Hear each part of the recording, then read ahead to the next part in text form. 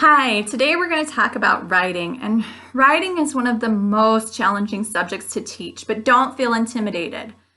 So to be a good writer, you need to experience a lot of stories, which means doing a lot of reading. So that's why a lot of times adults, we have an easier time writing is because we've just been exposed to text and literature so much more. So be patient with your student. Writing is also very challenging because it combines so many different skills at one time. So you have to have the mechanics of actually forming letters. You have to know how to spell the words, put the words in the right order. That's like grammar, structure. And then you also have to be interesting. So it's so hard. And finding something interesting is probably one of the most challenging things for students. And a lot of times teachers just expect students will be able to think of something, like give them a really broad prompt, like, tell me about one of your memories. Well, goodness. And especially when they've had such short lives, it's kind of hard to pick something like that. I remember in middle school, our teacher, she expected us to write for 30 minutes every other day. And she didn't give us any writing prompts. And like the time was just like, ah. So I'm going to give you a bunch of ideas for some things to get your kids started. Probably one of the easiest ways is to get a journal. And you can get one that has writing prompts. This is one that I used with my son when he was really young because he just really struggled with writing. This one's called Rip It, Write It, Draw It. And it has 240 pages of fun and creative tasks to complete. So one of them was write your name with toothpaste. He thought those ones were really funny. Make a treasure map and mark with an X. Another one was write the lyrics to your favorite song. And so there wasn't a lot of writing in this one, but it was just the idea that it was fun. Some other good ones that I've seen on Amazon but I've not used is Big Life Journal. That one seems to be more about self-esteem and mental health. So I feel like that would be really positive, especially during this time. One for younger students would be Me, a Compendium, a fill-in journal for kids. And this one had like really cute pictures and you could just like design your favorite kind of socks or what kind of t-shirt would you want to wear every day. I saw another one that was called Grateful Together, a gratitude journal for kids and their parents. And so it had one side where the student wrote the answer and then the other side, the parent wrote the answer. And so you could just have fun like taking turns, filling that out, sharing your answers. And I think that'd be something that kids would look forward to. Another really good one that I saw that now I'm thinking about ordering is it was a DK Write Your Own Book. And so on the border, it had all these really great pictures like dinosaurs. And then it would give you a prompt about describe a dinosaur.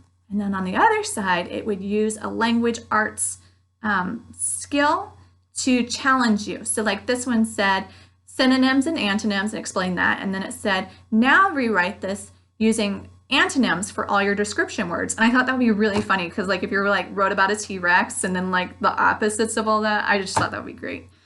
So you can also go about making your own if you don't want to spend the money on that.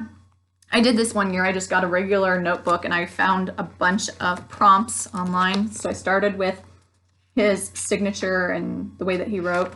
And then I just filled in one prompt on every single page. And I just let him pick which ones he wanted to do. So some of these he didn't do. Like, who helps you when you're sad? And he says, my sister hugs me. But because he was so young, I just was looking for like one sentence. So you can find lots of conversational prompts, especially on Pinterest. And I'm going to put 3 really good ones down in the notes on this. You can also find funny picture prompts. So like I've had a lot of luck with these ones. Like a squirrel that's dressed all in armor, or like a pumpkin and it's got a tiny little door on it, or an elephant with butterfly ears, gummy bears that are coming out of the sink. And these just, they crack kids up and so they just want to write. Another thing that you can find online is fill-in prompts.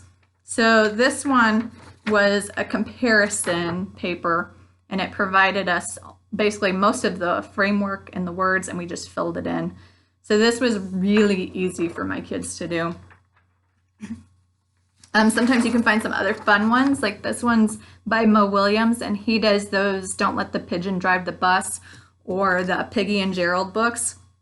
And so kids usually think these kinds are fun. Or this one, like any kind of worksheet like this. So this one's like, if I were trapped in a snow globe, and then it gives you pre-writer organizer questions, and then you can transfer this over if you were going to make a more permanent copy. So you can also find just like some simple books that give you creative writing ideas. So this is probably one that somebody just gave me, and I don't think I actually ever used this one, but this other one I used when the kids were really little, and they enjoyed some of these.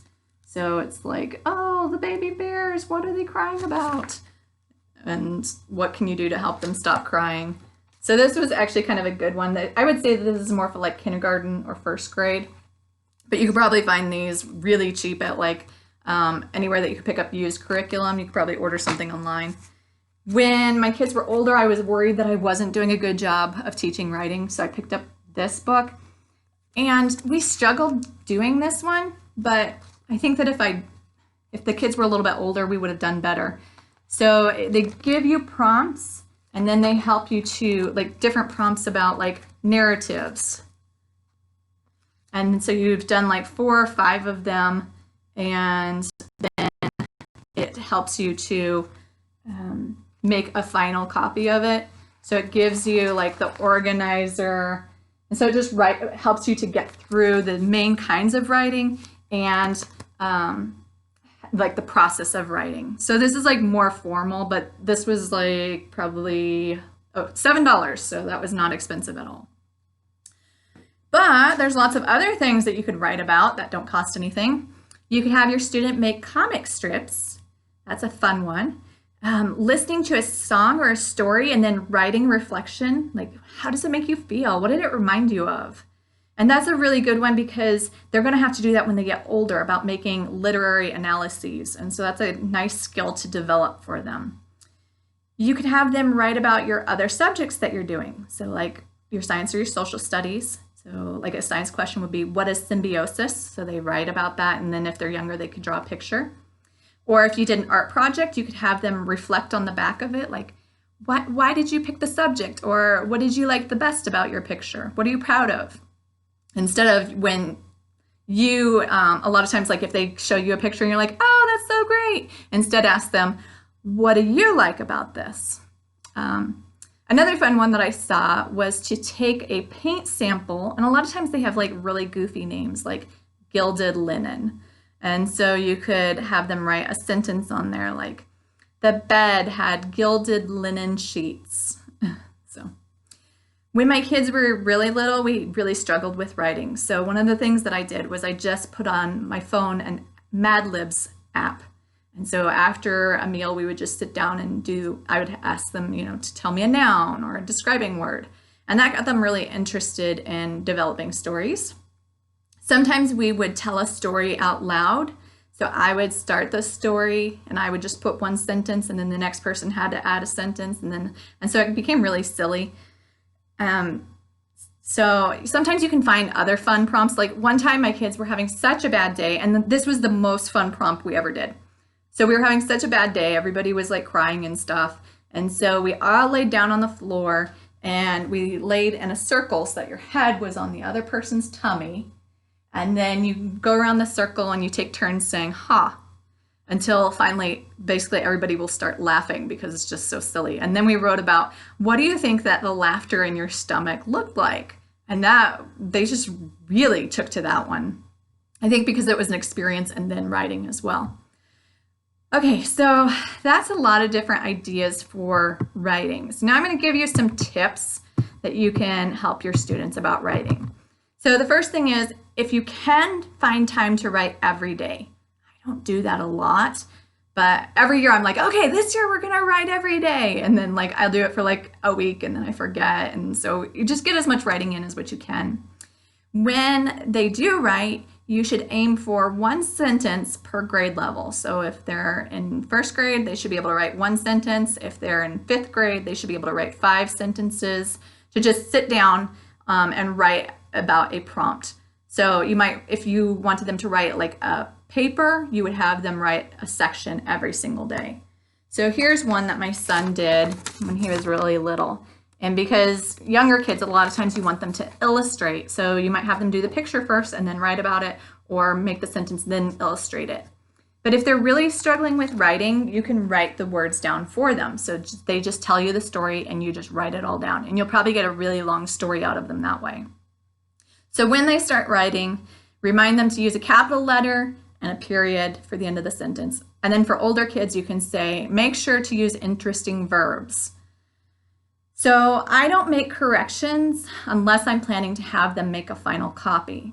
And usually I feel like if I'm going to want them to do a final project, I let them pick whichever of their stories. So we'll do like a whole bunch of writings, and then they pick one, and we make it all nice. We go through the whole writing process.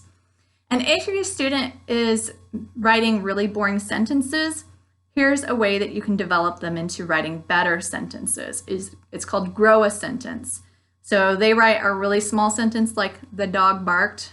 You don't want to read too many of those in a row. So they write the dog barked. Then you ask them to add to it by using the 5 questions. So like who or what. So then they would add the tiny dog barked. When? The tiny dog barked in the morning. How? The tiny dog barked loudly in the morning. And so look at how much that sentence has grown. And if you do this for enough days, eventually they'll kind of develop that skill. So there's lots of ideas for writing. And I think the best thing you can do is just give them some time to write and practice. Don't expect them to be, Shakespeare or anything. All that building is going to build those muscles up. So there you have it. It's not a big deal.